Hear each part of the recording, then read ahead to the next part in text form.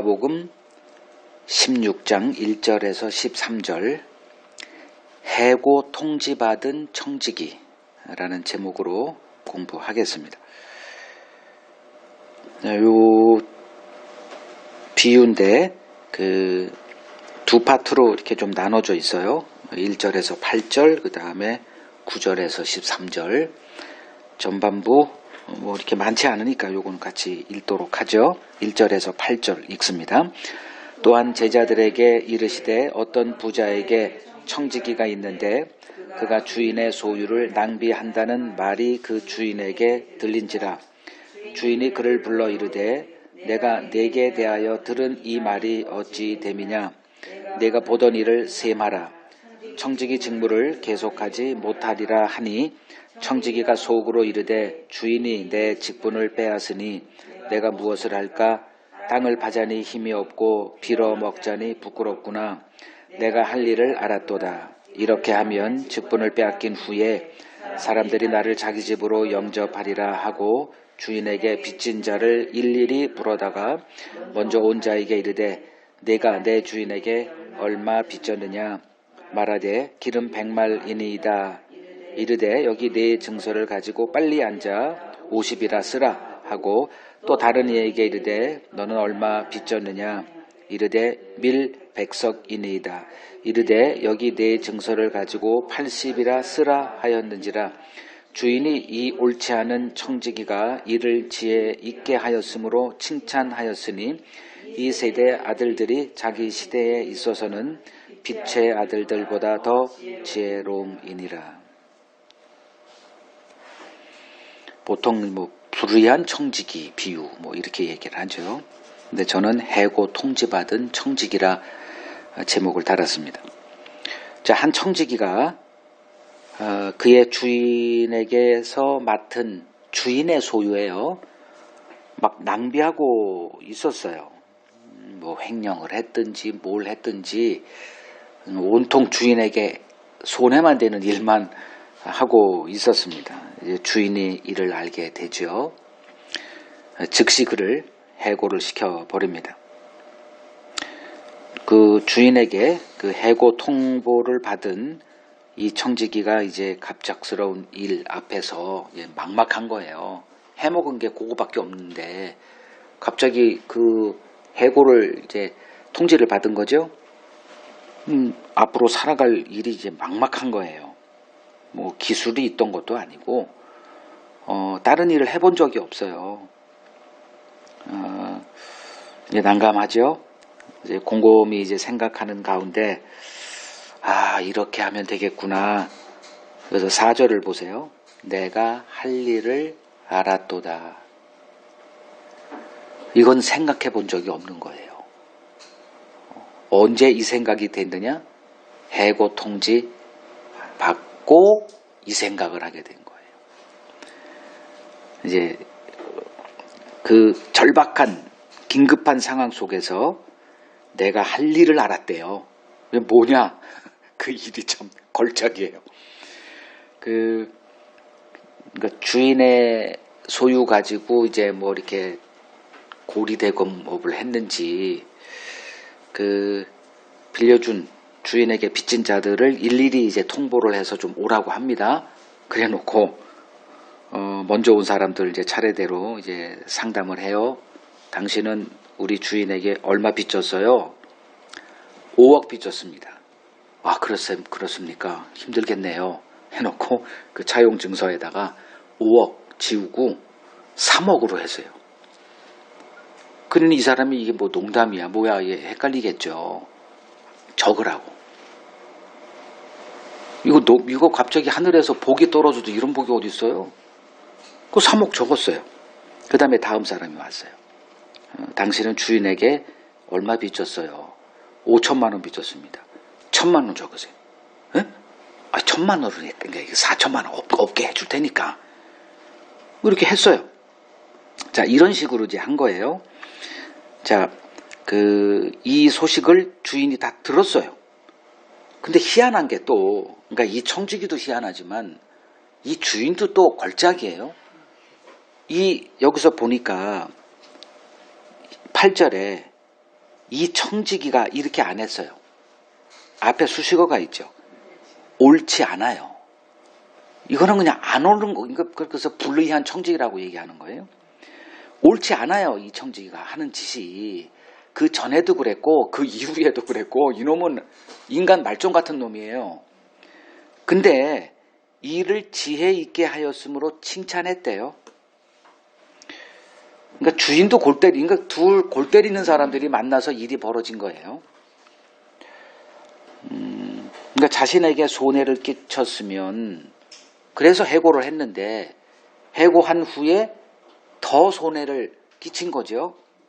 그러면 이제 뭐 고소를 해가지고 법정에 세워야 되는데 그렇지 않고 오히려 그를 칭찬을 합니다. 왜 그랬을까? 관심사 때문에 그래요. 이 주인의 관심사는 이 일을 잘해서 나한테 이득을 남기는 거에 관심 없어요. 그의 관심사는 지혜롭냐 지혜롭지 않냐에 있었어요. 지혜롭게 했거든. 그래서 칭찬한 거예요. 자, 그럼 여기서 지혜란 뭘까? 이 주인의 지혜의 그 개념은 미래를 준비하고 지금을 사냐는 거예요. 그래서 그러니까 해고 통지 받기 전에, 그 해고를 시키기 전에 그의 행적을 이렇게 사람들에게 들어보니, 어이구, 미련한 자. 이렇게 돼서 해고시킨 거예요. 자기에게 손해가 임했기 때문에 해고시킨 게 아니고, 에이, 그 지혜가 없구나. 그것 때문에 해고를 했고, 근데 해고 받은 후에 그가 한 행동은 지혜 있었기 때문에 칭찬한 거예요. 손해가 있었냐 없었냐 여기다 관점을 두면 이건 해석이 안 돼요. 이 비유는. 우리들이 이제 성경 볼 때 늘 이제 이런 관점으로 보기 때문에 이게 무슨 의미인지 이 비유 어렵다 자꾸 이런 식으로 나가면서 그냥 엉터리로 그냥 뭐 이해도 안 되는 거 뭐 목사님이 하는 설교도 뭔 소리인지도 모르겠고 끝나고 나서 뭐 바빠서 딴 일 하지 또 뭐 이거 걔 무습니까? 늘 아리송한 비유로 이렇게 남아있게 되는 거죠. 뭐 하나님을 알 수 있는 기회를 다 놓쳐버리는 거예요. 그 마태복음 20장에서 그 포도원 품꾼 비유에서 그 포도원 주인이 그 사람들을 고용한 이유도 똑같아요. 금전적인 이득을 위하면 6시에 이제 급료를 지불하는데 5시에 나가서 인력시장에서 사람을 고용하는 그러한 어리석은 사람은 없죠. 근데 그걸 하는 이유가 뭘까? 같은 이유예요. 자, 8절에 보니까 이 주인이 뭐라고 얘기를 칭찬하면서 뭐라고 얘기를 하냐면 이 세대의 아들들이 자기 시대에 있어서는 빛의 아들들보다 더 지혜롭다 이렇게 얘기를 합니다. 자, 이 세대의 아들들과 빛의 아들을 대조하죠. 빛의 아들이란 빛이 주어진 자들을 얘기를 해요. 그러니까 이 세대에는 그 빛이 안 주어졌어요. 근데 어느 누구에게는 빛이 주어졌거든요. 그 빛의 아들들, 즉 하나님의 진리가 주어진 자들. 그러면 하나님의 진리는 뭘까요? 그 뭐 성경이라고 그냥 이렇게 했을 때 성경은 우리에게 주어졌어요. 그러면 성경이 우리에게 주어졌다면 우리들은 뭘 알고 있어야 되느냐? 이 세상이 하나님의 심판 아래 놓여 있구나. 그리고 그 종말을 향해서 지금 나아가고 있구나. 거기에 준비하고 있어야 되겠구나. 이게 빛의 아들들이에요. 이게 빛의 아들들이라면 미래를 준비하는 삶에 포커스를 맞추고 지금을 살아야 됩니다. 근데 이 청지기, 불의한 청지기는, 그러니까 옳지 못한 이 청지기, 그런 거와 일절 관계없이 살다가 해고 통지 받고 나서야 정신을 차리고 내가 할 일을 알았다가 되는 거예요. 즉, 이 세대의 아들들이 자기 시대에 있어서는 빛의 아들들보다 더 지혜롭다라는 이 말씀은 종말에 관심 없이 살고 있는 빛의 아들들, 즉 성경이 주어진 이스라엘을 풍자적으로 비꼬는 말입니다. 이 세상에 속한 자들은 나름대로 미래를 준비하고 살아가요. 그러한 가운데 하나님께서 이스라엘을 불러서 심판 아래 놓여 있는 이 세상의 실상과 그 이후에 임할 하나님의 나라에 대해서 알게 하셨습니다. 그런데 이스라엘 역시 이 세상의 삶에 마음이 빼앗겨 살기는 매 일반이었습니다. 예수님이 이 땅에 오셔서 당시 유대인들의 삶을 그대로 확인하신 거죠. 자, 해고당한 청지기는 누구를 비유하느냐 하면 세리와 죄인들을 비유합니다. 그들은 미래가 아닌 지금의 행복을 쫓아 살았던 자들이었어요. 그들의 삶에 율법은 존재하지 않았습니다. 이들이 해고 통지를 받고 정신을 차렸다는 것은 자신이 율법의 정죄의 대상이라는 것에 눈이 열리게 됐다는 것을 의미합니다. 그제서야 자신이 무엇을 해야 할지 깨닫게 됩니다. 즉 주인의 해고가 그들에게 복으로 다가온 거예요. 주인의 것을 맡아 관리하던 이 청지기는 주인의 이득에 관심이 없이 주인이 맡긴 그 소유를 자신의 유익을 위한 것에 사용하며 살고 있었습니다. 이 사람들을 요 불의한 청지기 요렇게 비유하면 돼요. 한 달란트를 받고 그것을 땅에 묻어두고 있었던 그 악하고 게으른 종, 그렇게 연결을 시키면 이해가 쉬울 거예요. 그 나머지 5달란트, 2달란트 받은 자들은 그걸 가지고 장사를 해서 이득을 남겼죠. 그리고 주인에게 칭찬받죠.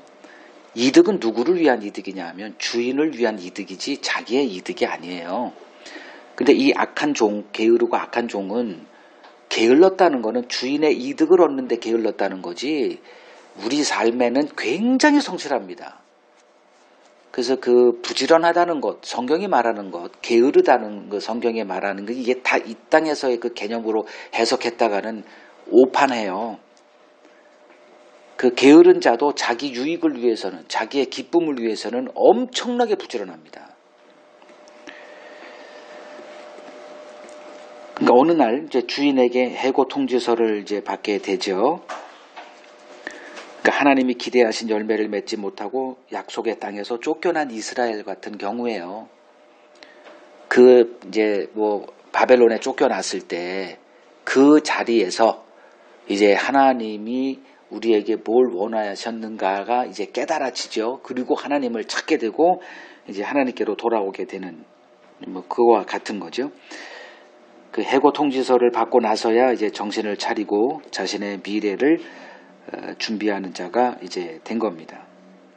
즉 여기서 말하는 지혜로움이다. 이렇게 이 지혜로움이란 종말을 보고 깨어 있어 준비하는 삶을 이제 말합니다. 이것은 이제 2021년 신년 설교에 좀 다뤘던 내용이죠. 불의한 청지기를 해고시킨 것. 이게 바로 이제 율법을 주신 하나님의 의도죠. 율법을 주시고 너희들은 해고 통지 받은 자들이야. 예, 이렇게 주님이 우리를 소통을 하십니다. 자, 불의한 청지기를 해고시킨 게 징계였어요? 징계가 아니라 심판이었어요? 사랑이었어요? 사랑이죠. 하나님이 이렇게 사랑을 표현하세요. 그 주인의 통보, 그러니까 해고 통보가 이 청지기에는 참 큰 고통으로 다가왔겠죠. 그러나 이 해고 통지를 받음으로 인해서 자신이 지금까지 어떤 삶을 살아왔는지 돌아보며 정신을 차리고 내가 할 일을 알았다라고 라는 그 자리까지 가게 된 거죠. 즉 창세기 3장 끝부분에 보면 그들을 이거 보죠. 창세기 3장 22절에서 24절 여호와 하나님이 이르시되 보라 이 사람이 선악을 아는 일에 우리 중 하나같이 되었으니 그가 그의 손을 들어 생명나무 열매도 따먹고 영생할까 하노라 하시고 여호와 하나님이 에덴 동산에서 그를 내보내어 그의 근원이 된 땅을 갈게 하시니라. 이같이 하나님이 그 사람을 쫓아내시고 에덴 동산 동쪽에 그룹들과 두루 도는 불칼을 두어 생명나무의 길을 지키게 하셨다라고 되어 있죠. 자, 에덴 동산을 쫓겨나게 한 것, 쫓아내신 것, 이게 저주입니까? 복입니까? 복이죠. 계속 이 안에 살았으면 자기들이 뭘 했는지도 알지도 못해요. 쫓겨났을 때 알게 된 거예요. 그래서 23절에 뭘 갈게 했다? 땅인데 땅을 설명을 하죠. 그의 근원이 된 땅.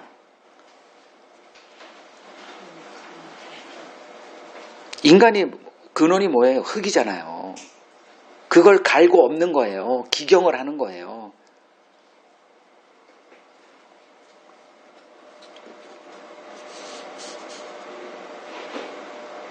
이제 두 번째 파트 보죠. 9절에서 13절 읽겠습니다. 내가 너희에게 말하노니 불의의 제물로 친구를 사귀라. 그리하면 그 제물이 없어질 때에 그들이 너희를 영주할 처소로 영접하리라.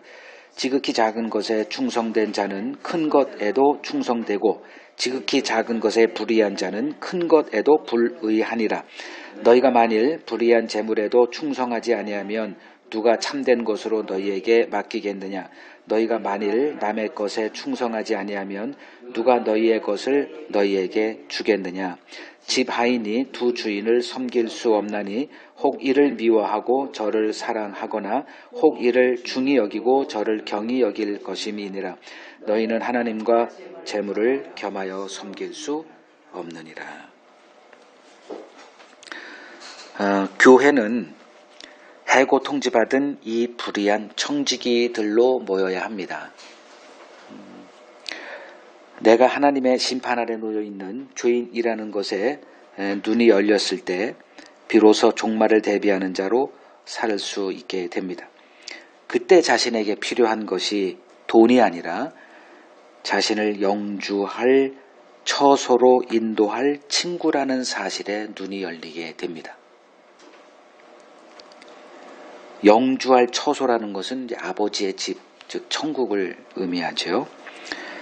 반면에 지금의 행복을 포기하고 경건의 삶, 순종의 삶을 선택했던 바리새인들, 그 당자의 비유에서 등장하는 그 마다들이요.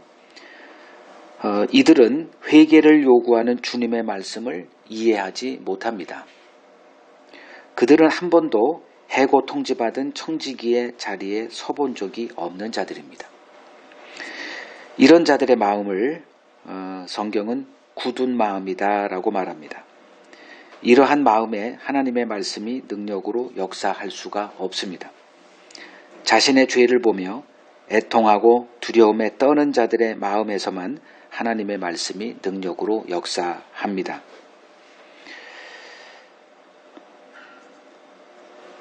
구절에 보면 불의의 제물로 친구를 사귀라. 그리하면 그 제물이 없어질 때 그들이 너희를 영주할 처소로 영접하리라 라고 말합니다. 불의의 제물로 친구를 사귀라 이렇게 말합니다. 여기서 친구란 자신을 영주할 처소로 영접할 친구를 이제 말합니다. 이런 친구는 성경이 말하는 대로 표현하면 예수 그리스도 한 분밖에 없습니다. 즉 그 친구란 죄인의 친구 대신 예수 그리스도를 말합니다. 그래서 예수님이 이 땅에 오셔서 사귀었던 자들이 언제나 죄인과 세리들이었어요. 지금 누가복음으로 보면 누가복음 7장 34절에 인자는 와서 먹고 마시매 너희 말이 보라 먹기를 탐하고 포도주를 즐기는 사람이요 세리와 죄인의 친구로다 이렇게 말합니다. 그들이 보아도 죄인과 세리와 함께하는 자였어요. 사귐의 대상이 딱 정해져 있었다는 거예요.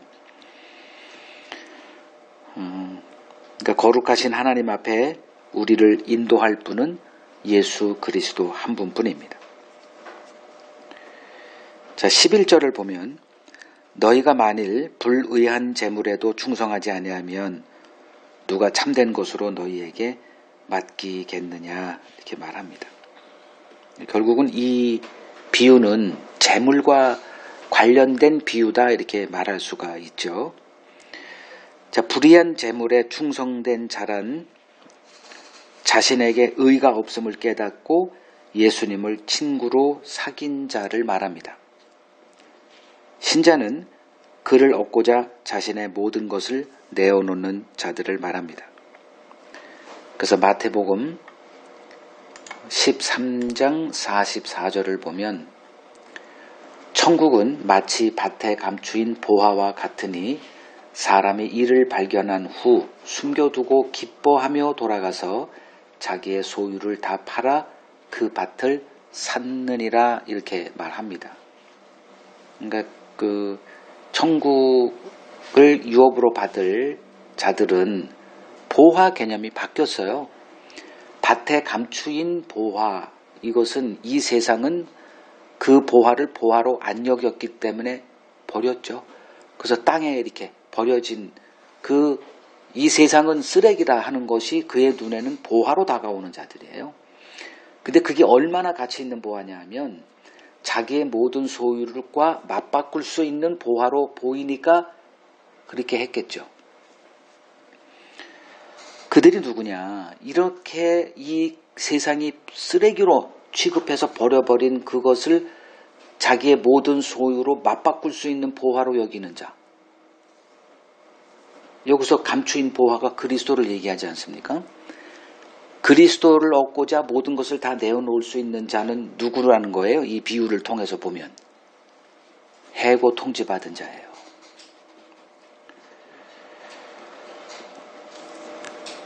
이들은 더 이상 하나님과 재물을 겸하여 섬기는 삶으로 나아가지 않습니다.